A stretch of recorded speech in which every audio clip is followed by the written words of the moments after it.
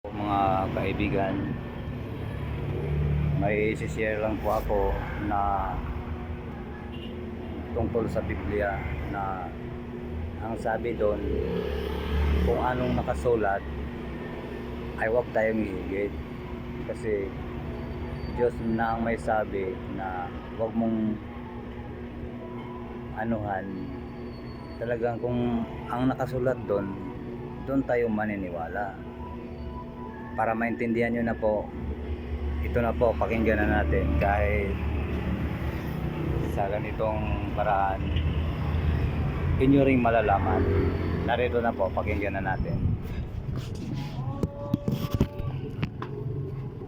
Name Church of God.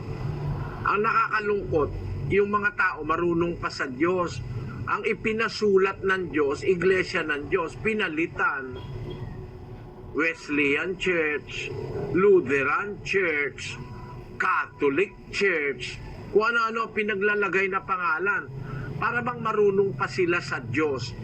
Ang Diyos ang nagsabi na ang pangalan ng Iglesia, Iglesia ng Diyos. Basahin natin sa 14:37 ng unang Korinto.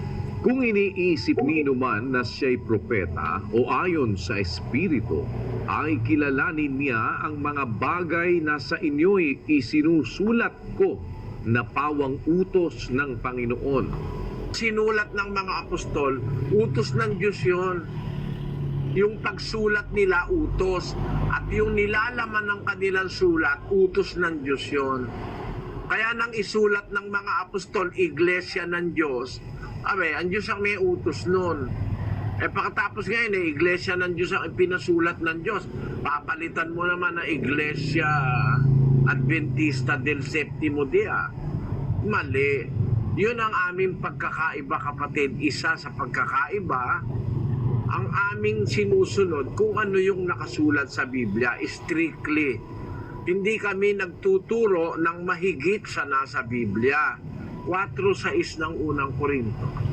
Ang mga bagay ngang ito, mga kapatid, ay inianyo ko sa halimbawa sa aking sarili at kay Apolos dahil sa inyo, upang sa amin ay mga tuto kayo na huwag magsihigit sa mga bagay na nangasusulat, upang ang sino man sa inyo ay huwag magpalalo ang isa laban sa iba. Sabi ng mga apostol, sa amin ay matuto kayo that you may learn in us. Learn in us, not beyond what was written. Matuto kayo sa amin, huwag magsihigit sa mga bagay na nangasusulat. Ayun. Kung ano yung nakasulat, yun ang dapat matutuhan. Kaya po kami, ang pagkakaiba namin sa lahat ng iglesia sa panahon natin, we strictly adhere to what was written. Doon kami nasa nakasulat.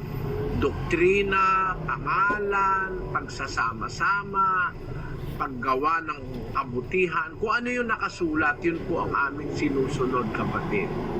Halimbawa, sabi sa nakasulat, mangaral kayo, tinanggap nyo walang bayad, ibigay nyo walang bayad, sabi ng Panginoong Jesus. Kaya nangangaral kami, walang bayad. Nagbibinyag kami, walang bayad. Nagkakasal kami, walang bayad. Dapat ang ebanghelyo ipamahagi ng walang bayad. Meron kami abuluyan, kusang loob.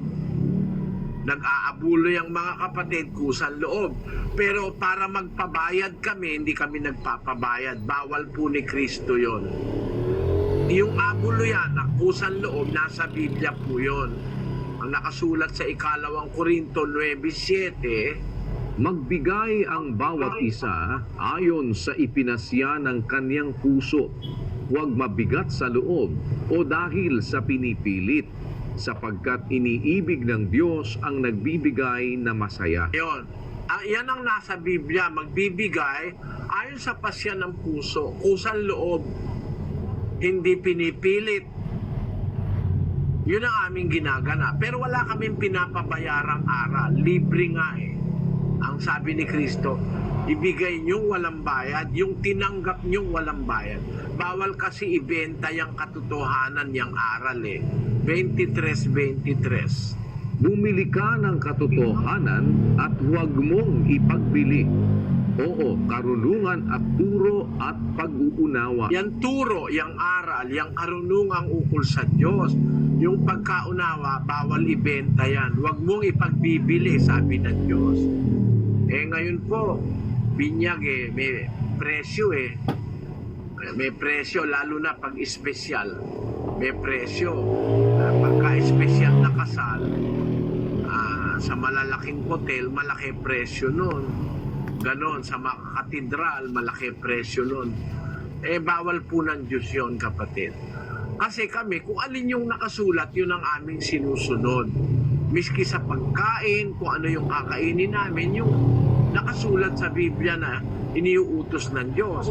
Halimbawa, yung damit. Kung ano yung utos ng Diyos na pagdadamit, yun ang dinadamit ng mga kaanib sa iglesia. Hindi pwede yung kahit ano na lang na napakahahalay na mga damit kagaya nung nauuso ngayon. Isang dangkal na lang ang shorts ng babae, labas na ang singit, labas pa yung panty.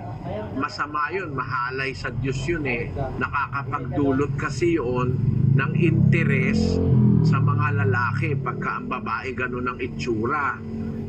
Nakakagawa tuloy sila ng kasalanan. Dahil ang sabi doon sa 5:28 ni Mateo, Datapwat sinasabi ko sa inyo na ang bawat tumingin sa isang babae na taglay ang masamang hangad ay nagkakasala na ng pangangalo niya sa kanyang puso. titingin ka pa lang sa babae dahil meron kang masamang hangad, nagkakasala ka tuloy ng pangangalo niya sa puso. Kahit hindi mo pa siya nahihipo, hindi mo pa hinahalikan, nagkakasala ka na, sabi ni Kristo. Kasi merong mga babae ganun kung magdamit para bang nag-aanyaya talaga na tignan siya at pagnasaan. Kasi dinidisplay niya na buong katawan. Sa amin po, kung ano yung nakasulat na kung paano magdadamit, sabi ng Biblia, mahinhing damit, matimtiman at mahinahon. Ganun ang aming itinuturo. Walang lagpas, walang sobra. Kung ano yung nasa Biblia. Yun po ang sagot ko dun sa inyong tanong, ano ang pagkakaiba namin sa ibang relihiyon tungkol sa doktrina. Magkaiba nga po kasi yun sa amin purely biblical. Tingnan nyo kung sumasagot ako, laging na binabasa ko sa Biblia. Wala kami nung mga sinasabing tradisyon, dogma. Sa Katoliko, maraming dogma, maraming tradisyon, wala sa Biblia, kontra sa Biblia. Kagaya limbawa nung rosaryo, bawal po ng Biblia yun Basahin natin ang 6:7 ng Mateo hanggang 8. At sa pananalangin ninyo ay huwag ninyong gamitin ang walang kabuluhang paulit-ulit na gaya ng ginagawa ng mga hentil, sapagkat iniisip nilang dahil sa kanilang maraming kasasalita ay didinggin sila. Huwag nga kayong magsigaya sa kanila, sapagkat talastas ng inyong Ama ang mga bagay na inyong kinakailangan bago ninyo hingin sa Kanya. Bago pa lang tayo mag-umpisang manalangin, alam na ng Diyos yung kailangan natin Kaya sabi ni Kristo, huwag kayong mananalangin ng paulit-ulit na walang kabuluhan yan, kasabi niya. Kasi iniisip nila dahil sa kanilang maraming kasasalita, didinggin sila. Huwag kayong gagaya sa kanila sapagkat talastas ng inyong Ama ang mga bagay na inyong kinakailangan bago nyo hingin sa Kanya. Hindi naman makulitan Diyos. Wala naman po kasing rosaryo sa Biblia. Bawal nga ng Biblia yung konsepto ng rosaryo. Kasi ang Diyos ayaw niya nung kukulitin mo siya ng ulit-ulit ang pinagsasasabi mo. Di naman siya bingi, di naman siya bobo, hindi naman siya makulit. No? Ba't mo naman kukulitin ng ulit-ulit? Mali yun. Nakakaano lang kasi kung minsan parang yung iba nagagalit pag nagsasalita ka ng totoo. Pero dapat talaga may magsabi ng totoo Pag wala kasing magsasabi ng totoo, habang panahon ng mali ang ginagawa natin, di natin maiintindihan. Kaya utos ng Diyos yun 58:1 ng Isayas, kapatid na Daniel. Humiyaw ka ng malakas, huwag kang magpigil. Ilakas mo ang iyong tinig na parang pakakak at iyong ipahayag sa aking bayan ang kanilang pagsalangsang at sa sangbahayan ni Jacob ang kanilang mga kasalanan. Sabi ng Diyos, humiyaw ka ng malakas, huwag kang magpigil. Ilakas mo ang iyong tinig na parang pakakak. Iyong ipahayag sa aking bayan ang kanilang pagsalangsang, yung mga mali, yung mga hindi tama. Dapat talaga pinapahayag yan para ang tao matuto ng katotohanan. May mga tao, kunyari, sa Diyos, pero pakunwari lang. Yun yung sinasabi sa 1:16 ng Tito Sila'y nangagpapanggap na nakikilala nila ang Diyos, ngunit ikinakaila sa pamamagitan ng kanilang mga gawa. Palibhasa'y mga malulupit at mga masuwayin at mga itinakwil sa bawat gawang mabuti. Ang tanong ng kapatid na Meli, ano magiging resulta doon sa mga tao na yon na malulupit sa walang pagmamahal sa kapwa, inuuna yung material kaysa sa spiritual, pretentious sa pananampalataya sa Diyos, pero ang ugali ay di nakikita, walang pagmamahal sa kapwa. Yun yung sinasabi eksakto ni San Pablo doon sa mga taong hindi sumusunod sa Diyos Nagpapanggap lang sila, they are just pretending to know God. Nakikilala nila ang Diyos sa kanilang pagpapanggap, nagsasabi sila kilala nila ang Diyos. Ngunit ikinakaila sa pamamagitan ng kanilang mga gawa, palibasa ay mga malulupit, mga masuwain, ano magiging wakas? Mga itinakwil sa bawat gawang mabuti. Itinatakwil ng Diyos yung ganyang mga tao, kapatid. Kahit sabihin mo na sabihin, Lord, Lord, Lord, Jesus Christ, Lord, kahit sabihin mo na sabihin libu-libong beses, hindi mo naman sinusunod yung utos ni Kristo, hindi ka tatanggapin ni Kristo. 7:21 ng Mateo hanggang 23. Hindi ang bawat nagsasabi sa akin, Panginoon, Panginoon, ay papasok sa kaharian ng langit, kundi ang gumaganap ng kalooban ng aking Ama na nasa langit. Marami ang mga nagsasabi sa akin sa araw na yaon, Panginoon, Panginoon, hindi baga nagsipanghula kami sa iyong pangalan? At sa pangalan mo'y nangagpalayas kami ng mga demonyo? At sa pangalan mo'y nagsigawa kami ng maraming gawang makapangyarihan? At kung magkagayoy, ipahahayag ko sa kanila, kailan may hindi ko kayo nangakilala, magsilayo kayo sa akin, kayong manggagawa ng katampalasanan. Lord, Lord, sabi ni Kristo, hindi lahat ng nagsasabi sa akin, Panginoon, Lord, papasok sa kaharian ng langit. Bakit? Marami ka magsasabi sa akin sa araw ng paghuhukom, Lord, hindi ba kami nanghula sa pangalan mo? Sa pangalan mo, nagpalayas pa kami ng mga demonyo.